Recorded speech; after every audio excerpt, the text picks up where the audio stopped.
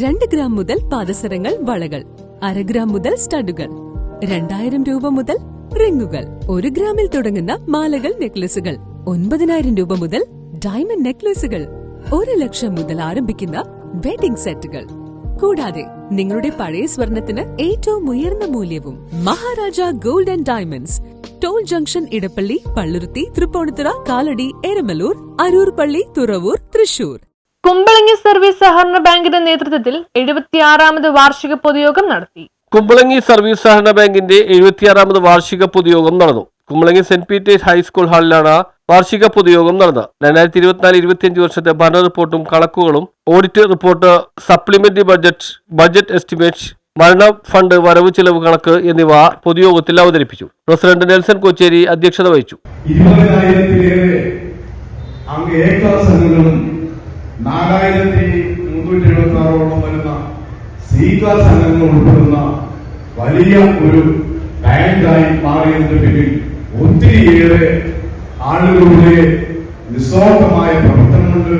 മുൻകാല സെക്രട്ടറിമാര്, ജീവനക്കാരുടെ എല്ലാം അവരുടെ ആത്മാർത്ഥമായ പ്രവർത്തനത്തിന്റെ ഫലമായിട്ടാണ് ഇന്ന് 100 കോടിയിലേറെ മൂലധനമുള്ള പ്രവർത്തന ക്യാപിറ്റലുള്ള ഒരു ബാങ്കായി, സ്പെഷ്യൽ ഗ്രേഡ് ബാങ്കായിട്ട് മാറാൻ കഴിഞ്ഞിട്ടുള്ളത്.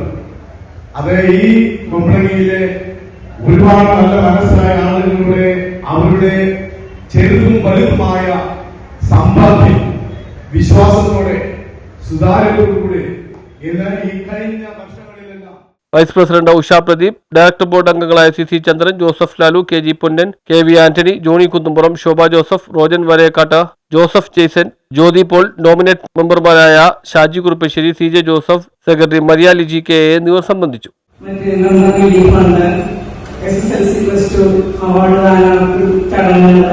അങ്ങനെ തുടർ നടപടികളോളം വായ്പകളും ക്ഷേമ പ്രവർത്തനങ്ങളെല്ലാം നടന്നുകൊണ്ടിരിക്കുകയാണ്.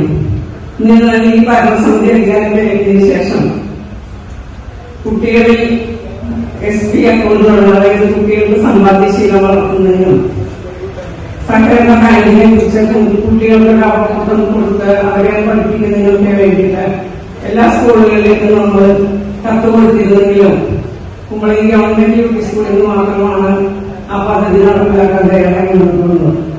ഏകദേശം 42ഓളം കുട്ടികൾ അവിടെ SP account news bureau, Kumbalangi.